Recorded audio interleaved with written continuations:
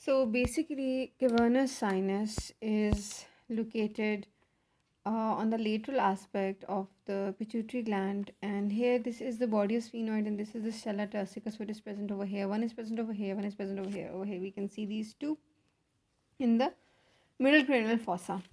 So, as far as its relations are concerned, three nerves are present lateral to it: the third nerve, the fourth nerve, and the ophthalmic division of the trigeminal nerve and uncus.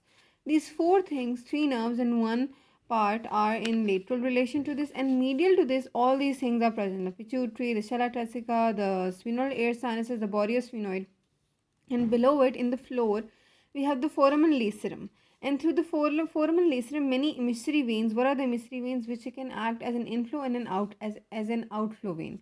They are passing through it and they join the pterygoid venous plexus. Okay, now inside the sinus we have the internal carotid artery and nerve, the abducens nerve, the sixth nerve. So one very important point is that embryologically from the common carotid artery we have an offshoot which is the internal carotid artery. Now internal carotid artery, it goes up to the brain, but the common carotid artery has blood at a very high pressure. So brain cannot tolerate blood at that high pressure. So to dampen the pressure, the internal carotid artery takes a turn like this to dampen that pressure. This is known as the carotid siphon. Now, because of this carotid siphon, in this carotid siphon, the thing is that the internal carotid artery is forming a loop. This loop is called the carotid siphon to dampen the pressure to the brain. Now, because of this, internal carotid artery is present in the sinus, and then once it forms that loop, it is also present on the roof of the sinus. So, internal carotid artery is seen in both locations, within the sinus and then later at the roof of the sinus after it has formed that siphon near the optic chiasm. Okay, so in the roof we have the internal carotid artery after its carotid siphon and the optic chiasma. And so these are all the relations. Okay, so now we are going to consider what is going inside and what is going outside. This is the cavernous sinus. These are the two cavernous sinuses. They are communicating each other with intercavernous sinus above and below the in front and behind the pituitary fossa. So this was the pituitary fossa which has the pituitary gland.